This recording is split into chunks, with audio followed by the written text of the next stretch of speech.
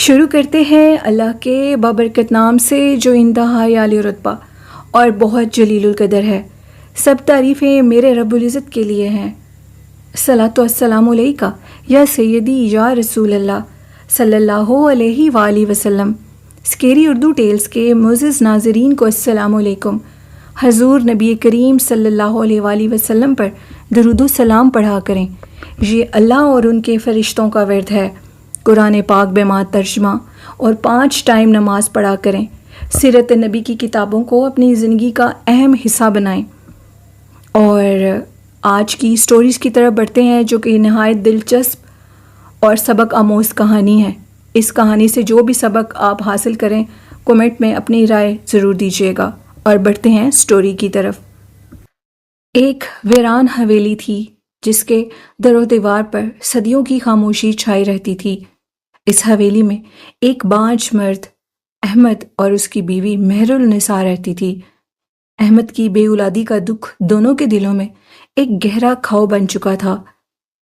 مہر النساء اکثر اداس رہتی تھی اور احمد اپنی قسمت پر اکثر اس کو کوسا کرتا تھا۔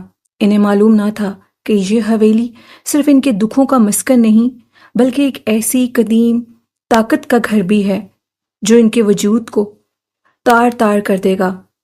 حویلی کے ایک پرانے کمرے میں ایک پرسرار جن رہتا تھا۔ وہ صدیوں سے اس کمرے میں آباد تھا اور اسے اپنے لیے ایک نیا راستہ تلاش کر رہا تھا۔ یہ جن عام جنات سے مختلف تھا۔ یہ صرف روحوں سے نہیں بلکہ انسانی خواہشات سے بھی توانائی حاصل کرتا تھا۔ خاص طور پر نا امیدی اور محرومی اس کی طاقت کا سرچشم تھی۔ ایک رات احمد کام سے باہر تھا۔ مہر النساء نے کمرے سے عجیب و غریب سرگوشیاں سنیں۔ یہ سرگوشیاں اس کے دل میں عجیب سی چبھن پیدا کرنے لگیں۔ مہر النساء آہستہ آہستہ ڈرتے ڈرتے اس کمرے کے قریب گئی اور جھانک کر دیکھنے لگی۔ وہاں کوئی نظر نہیں آیا لیکن اسے ایک سرد لہر محسوس ہوئی جو اس کی روح تک کو منجمد کر گئی۔ وہیں دیوار پر ایک قدیم نقش ابھر کر مٹ گیا، ایک ایسا نقش جسے مہر النساء نے خوابوں میں کئی بار دیکھا تھا۔ یہ سلسلہ جاری رہا۔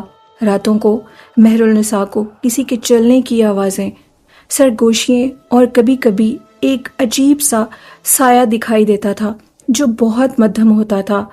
یہ سایہ اسے تسلی دیتا، اسے اولاد کی نوید سناتا اور اس کے اندر چھپی تنہائی کو مزید گہرا کرتا۔ اس نے احمد کو بتانے کی کوشش کی لیکن اس نے اسے وہم کہہ کر ٹال دیا۔ احمد اپنی بے اولادی کے غم میں اتنا ڈوبا ہوا تھا کہ اسے کسی اور چیز پر دھیان دینے کی کوئی فرصت نہ تھی۔ اس پر یہ بھی معلوم نہ تھا کہ وہ کس قدر کرب میں گزر رہی ہے، لیکن احمد تو اپنی محرومی اور حسرتیں لیے الگ ہی بیٹھا رہتا تھا۔ جن کو بھی توانائی فراہم کرنی تھی اور وہ کیسے کرنی تھی وہ خوب جانتا تھا۔ وقت گزرتا گیا اور مہر النساء کی حالت بدلنے لگی۔ وہ خاموش اور پرسرار رہنے لگی۔ اس کے رویے میں ایک عجیب سی تبدیلی آ گئی جسے احمد محسوس تو کرتا تھا لیکن سمجھ نہیں پاتا تھا۔ مہر النساء اکثر تنہا رہنا پسند کرتی تھی۔ پہلے وہ احمد کے آنے کا انتظار کرتی تھی، اس کے ساتھ کھانا کھانا چاہتی تھی، اس کے ساتھ گھنٹوں باتیں کرنا چاہتی تھی، لیکن احمد بیچارہ اپنے بانجھ پن کی وجہ سے اس قدر غم کے عالم میں ڈوبا رہتا تھا کہ وہ مہر النساء سے آنکھیں بھی نہیں ملا سکتا تھا۔ لیکن اب کچھ عرصے سے وہ مہر النساء کے اندر ایک عجیب سی تبدیلی دیکھ رہا تھا۔ اس کی آنکھوں میں ایک عجیب سی چمک آ گئی تھی اور اس کے چہرے میں کبھی کبھی ایک مسکراہٹ بھی پھیلی رہتی تھی۔ وہ احمد کو بالکل اگنور کر رہی تھی۔ اب یوں مانو کہ احمد کی تڑپ اس کے اندر سے ختم ہوتی جا رہی تھی، جو کبھی احمد کے پیچھے ہر ٹائم اس کے آگے پیچھے رہنے کی کوشش کرتی تھی، جو کسی انسانی خوشی کی ترجمانی نہیں کرتی تھی۔ محلے کی عورتیں بھی اس کے بارے میں سرگوشیاں کرتی اور یہ کہتی کہ مہر النساء پر کسی کا سایہ ہو چکا ہے، لیکن کوئی واضح بات کہنے کی ہمت نہ کرتا تھا۔ ایک دن احمد کے گھر کے پرانے سامان میں ایک قدیم صندوق نکلا اور اس کے اندر ایک بوسیدہ ڈائری تھی جو حویلی کے پہلے مالک کی لکھی ہوئی تھی۔ ڈائری میں لکھا تھا، اس گھر میں ایک ایسے بچے کو نگلنے والا ہے جو اپنا وجود تو رکھتا ہے، جو بنجر جوڑوں کی خواہشات سے کھیلتا ہے اور انہیں اولاد کا جھانسا دے کر ان کے بچے چھین لیتا ہے۔ احمد نے اسے پڑھ کر نظر انداز کر دیا، یہ سوچ کر کہ یہ محض ایک پرانی توہم پرستی ہے۔ ایک رات جب مہر النساء سو رہی تھی، احمد نے خواب میں ایک خوفناک منظر دیکھا۔ اس نے کیا دیکھا کہ ایک لمبا سایہ اور وہ مہر النساء کے کمرے میں داخل ہو رہا ہے اور اس پر جھک رہا ہے۔ احمد ڈر کر اٹھ بیٹھا، اس کا دل زور زور سے دھڑک رہا تھا۔ اس نے فوراً مہر النساء کے کمرے کی طرف دوڑ لگائی۔ دروازہ کھلا ہوا تھا، کمرے میں مدھم روشنی تھی اور ایک ناگوار سی مٹھاس پھیلی ہوئی تھی۔ احمد نے دیکھا کہ مہر النساء سد بد پڑی ہوئی تھی اور کمرے کے ایک کونے میں ایک دھندلا سا سایہ غائب ہو رہا تھا۔ احمد چیخ اٹھا، لیکن اس کی آواز حویلی کی خاموشی میں ڈوب گئی۔ اگلی صبح زارا نے ایک بچے کو جنم دیا۔ حیرانگی کی بات یہ تھی کہ مہر النساء کے اوپر حمل کی کوئی علامت بھی ظاہر نہیں ہوئی، نہ اس کے پیٹ میں کوئی اضافہ ہوا تھا اور نہ ہی کچھ اور۔ بچے کی شکل انتہائی غیر انسانی تھی، اس کی آنکھیں خون کی طرح سرخ تھیں، جلد پر عجیب و غریب نشانات تھے اور اس کے ہونٹوں پر ایک شیطانی مسکراہٹ تھی۔ مہر النساء نے ایک بچے کو جنم دیا تھا۔ بچے کی پیدائش کے ساتھ ہی حویلی کی دیواروں سے پرانے نقشے اور زیادہ نمایاں ہونے لگے، بلکہ ابھر کر باہر آنے لگے جیسے وہ کوئی جادوئی مور ہو۔ احمد یہ سب کچھ دیکھ کر پتھر کا ہو چکا تھا۔ احمد کو اب یہ پتہ لگنے لگا کہ اس کی بیوی کے تعلقات اس حویلی میں رہنے والے جن کے ساتھ ہو گئے تھے اور یہ بچہ اس کا نتیجہ تھا۔ لیکن خوفناک بات یہ تھی کہ جیسے ہی وہ بچہ پیدا ہوا، مہر النساء کے چہرے سے وہ عجیب سی چمک غائب ہو گئی۔ اس کی جگہ ایک مردانی اور عجیب سی بدصورتی چھا گئی۔ وہ ایسے پڑی رہتی تھی جیسے اس کی روح کوئی نکال کر لے گیا ہو۔ حویلی پر ایک خوفناک سایہ چھا گیا تھا۔ احمد اور مہر النساء ایک ایسی مصیبت میں پھنس چکے تھے جس سے نکلنا ناممکن تھا۔ وہ جن اور اس کے بچے کو اپنے گھر میں لا چکے تھے اور اب شاید وہ جن اس گھر کا مالک بن چکا تھا۔ وہ ان کی زندگی سے ایک دائمی خوشی چھین کر ہمیشہ کے لیے ایک عذاب بن کر ان کے سر پر سوار ہو چکا تھا۔ اس بنجر مرد کی بے اولادی کا دکھ اب ایک ایسے خوفناک انجام میں بدل چکا تھا جس کا اس نے کبھی تصور بھی نہ کیا ہوگا۔ حویلی کی ویرانی اور خاموشی اب ایک ڈرانی کہانی سنا رہی تھی، ایک ایسے مرد کی کہانی جس کی بے بسی نے اس کے گھر کو شیطان کا مسکن بنا دیا۔ جیسے ہی احمد نے بچے کو چھوا، اس کے ہاتھ پر وہی قدیم نقش ابھر آئے جو اس نے ڈائری میں دیکھے تھے۔ اسے احساس ہوا وہ جن صرف مہر النساء پر قابض نہیں ہوا تھا، بلکہ اس نے احمد کی اولاد کی شدید خواہش کو بھی استعمال کیا تھا۔ در حقیقت احمد یہ کہنا چاہتا تھا کہ جس حویلی میں وہ رہتا ہے وہاں پر ایک جن کا بسیرا تھا جو کہ احمد اور مہر النساء نہیں جانتے تھے، اور وہ جن اس کی بیوی مہر النساء کے اوپر عاشق ہو چکا تھا، کیونکہ وہ احمد کو بانجھ کر چکا تھا اور وہ یہ نہیں چاہتا تھا کہ احمد اور مہر النساء کی اولاد پیدا ہو۔ اس میں کیا راز تھا یہ احمد کو ڈائری میں پتہ لگا۔ پہلے اس نے احمد کو بانجھ کر دیا اور پھر آہستہ آہستہ میاں بیوی کو ایک دوسرے سے دور کر دیا۔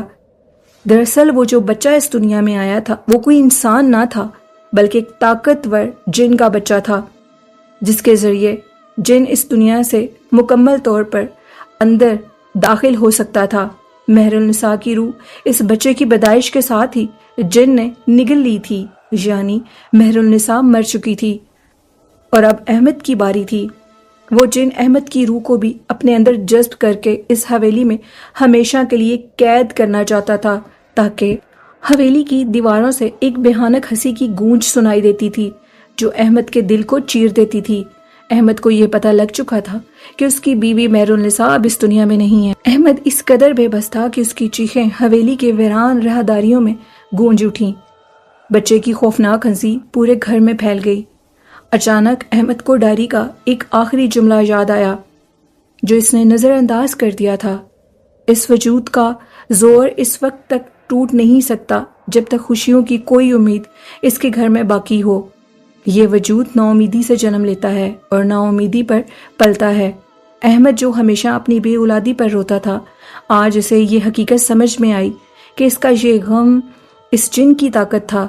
آخری لمحے جب بچے کی سرخ آنکھیں اس کی روح کو نگلنے لگی، اس کی روح کے اوپر بھاری پڑنے لگی، تو احمد کو مہر النساء کے ساتھ گزارے ہوئے وہ چند خوشگوار لمحے یاد آئے جب وہ دونوں ایک دوسرے کا سہارا بنے تھے۔ اسے یاد آیا کہ کیسے انہوں نے ایک دوسرے کے بغیر جینے کی امید کبھی نہیں چھوڑی تھی۔ اس کے دل میں محبت اور بقا کی ایک ننھی سی شمع روشن ہوئی۔ اس نے اپنی پوری طاقت جمع کی اور اسی لمحے جب وہ جن اس کی روح پر قبضہ کرنے والا تھا، احمد نے اس بچے کو جو اب جن کا مکمل روپ دھار چکا تھا زور سے زمین پر دے مارا۔ بچہ یا جن ایک خوفناک چیخ کے ساتھ بکھر گیا۔ اس کے ساتھ ہی حویلی کی دیواروں پر ابھرے نقوش تیزی سے مدب ہونے لگے اور پھر مکمل طور پر غائب ہو گئے۔ ایک تیز روشنی چمکی اور پھر حویلی میں ایک پرسرار خاموشی چھا گئی۔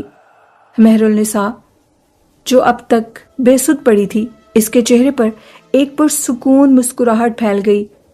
اس نے آخری سانس لی، اس کی روح آزاد ہو چکی تھی۔ احمد زمین پر گر پڑا۔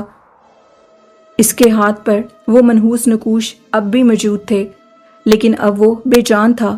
وہ جانتا تھا اس لعنت سے ہم بچ چکے ہیں، لیکن اس کی قیمت بہت زیادہ تھی۔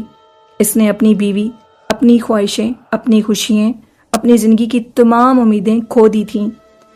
حویلی اب بھی ویران تھی، لیکن اب وہاں جن نہیں تھا، بلکہ صرف ایک ٹوٹا ہوا انسان تھا جو اپنی بے اولادی کے غم کے بجائے اب ایک ہمیشہ کے پچھتاوے اور تنہائی کا شکار تھا۔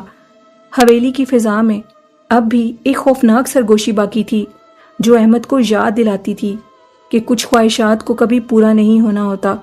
شاید یہی مہر النساء اور احمد کی محبت کا انجام تھا۔ احمد اسی حویلی کے اندر اپنا دم توڑ گیا اور ان باتوں کو یاد کرتا رہا کہ کیسے اس کی بیوی مہر النساء ایک جن سے محبت کر بیٹھی۔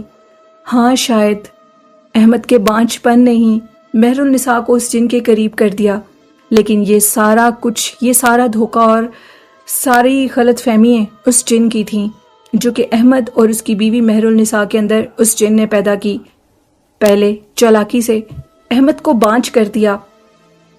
جنات میں اتنی طاقت ہوتی ہے وہ کسی انسان کو نقصان دے سکیں، اور پھر اس کے بعد احمد کی بیوی مہر النساء کو اپنے قابو میں کیا، اور مہر النساء اور احمد نے یہ سارا کچھ فیس کیا، اور اس کے بعد مہر النساء کی ڈیتھ ہو گئی۔ مہر النساء آج بھی احمد کے دماغ میں رہتی تھی۔ احمد یہ سوچتا تھا کہ مہر النساء کو شاید مجھ سے زیادہ اس جن سے محبت تھی جس کے ساتھ اب وہ ہمیشہ رہے گی۔ احمد کی بھی وفات ہو چکی تھی۔ حویلی بالکل سنسان اور بنجر پڑی تھی۔ اکثر چاندنی راتوں میں حویلی کے اندر سے ایک خوفناک چیخ کی آواز آتی تھی۔ چیخ ایک لڑکی کی تھی جو چیخنے کے بعد ایک خوفناک رونا روتی تھی، اور اس کے بعد وہ رونے کی آواز بند ہو جاتی تھی۔ اکثر لوگوں کا دعویٰ ہے کہ اس حویلی میں آج بھی مہر النساء، احمد اور اس جن کی روح ہے۔ وہ لوگ آج بھی ادھر رہتے ہیں۔ حویلی اپنے منہ سے بول کر تو کچھ نہیں بتا سکتی، لیکن اس کی در و دیوار یہ چیز محسوس کرواتی ہیں کہ مہر النساء آج بھی اسی جن کے ساتھ ہے، اسی جن کی قید میں ہے۔ بے شک جن کو مات آئی، وہ ہار گیا، لیکن مہر النساء نے بھی احمد کا ساتھ چھوڑ دیا، احمد سے بے وفائی کی۔ شاید عورت اولاد سے بہت محبت کرتی ہے، اور اولاد کو حاصل کرنے کے لیے کچھ عورتیں کسی بھی حد تک جا سکتی ہیں۔ شاید وہ اپنا دین ایمان بھی ختم کر دیتی ہیں۔ اگر مہر النساء اپنے خامد احمد سے محبت کرتی تو وہ کبھی بھی اس جن کی محبت میں گرفتار نہ ہوتی، بلکہ اپنے خاوند کے ساتھ ہی خوش رہتی، چاہے حال جو بھی تھا۔ لیکن اولاد حاصل کرنے کے بعد بھی مہر النساء تو بے اولاد ہی رہی، کیونکہ وہ بچہ ایک جن تھا، بلکہ ایک جن بھی نہیں تھا، وہ اس جن کا ایک چھلاوا تھا جو کہ وہ مہر النساء کو دکھا کر احمد سے دور کرنا چاہتا تھا، اور کسی حد تک وہ اپنے مقصد میں پورا بھی ہوا۔ لیکن احمد ثابت قدم رہا اور اس نے اپنی بیوی کو بھی بچانے کی کوشش کی، لیکن بہت دیر ہو چکی تھی۔ اس میں سبق دونوں کے لیے ہے۔ اگر احمد اپنی بیوی مہر النساء کو ٹائم دیتا، اپنے بانجھ پن کو اپنی کمزوری بنا کر اس سے دور نہ رہتا، تو شاید مہر النساء بھی اس جن کا شکار نہ بنتی۔ کبھی بھی اپنے پیاروں کو اگنور مت کریں، ان سے محبت کریں، ہر حال میں ان کا ساتھ دیں۔ اپنی بیوی کو اپنی زندگی کا اگر آپ نے شریک حیات بنا لیا ہے تو اس کے ساتھ اپنی ہر بات کو شیئر کریں، اس کو ایک دوست بنا کر رکھیں۔ میرے خیال سے میاں بیوی تو زندگی گزار دیتے ہیں، بہت سے کمپرومائز ہوتے ہیں، لیکن میاں بیوی اگر اچھے دوست ہوں تو ان کی زندگی بہت اچھی گزرتی ہے۔ شاید مہر النساء اور احمد کبھی اچھے دوست نہیں بن سکے تھے، وہ صرف میاں بیوی تھے، اور میاں بیوی کا پیار ختم ہو گیا۔ ہمیشہ اپنی بیوی کو، اپنے شوہر کو اپنا دوست بنائیں۔ اگر آپ ان کو اپنا دوست بنائیں گے تو آپ کی زندگی بہت اچھی گزرے گی۔ تو یہ تھی آج کی کہانی، ایک بانجھ مرد کی کہانی اور ایک عورت کی، بے اولاد عورت کی کہانی۔ اس کہانی سے آپ لوگوں نے کیا سبق حاصل کیا؟ اپنا فیڈ بیک ضرور دیجیے گا، اور اس طرح کی اور بھی خوفناک کہانیاں اگر آپ سننا چاہتے ہیں تو میرے اس چینل کو بھی سبسکرائب کریں، اور میرا جو نیو چینل ہے ڈر کی راتیں اسے بھی سبسکرائب کریں۔ والدین جیسی خوبصورت نعمت کی قدر کریں، ان سے محبت اور پیار کریں۔ اسی کے ساتھ نیلم کو اجازت دیجیے، اپنا بہت سا خیال رکھیے گا۔ اللہ حافظ، اللہ نگہبان۔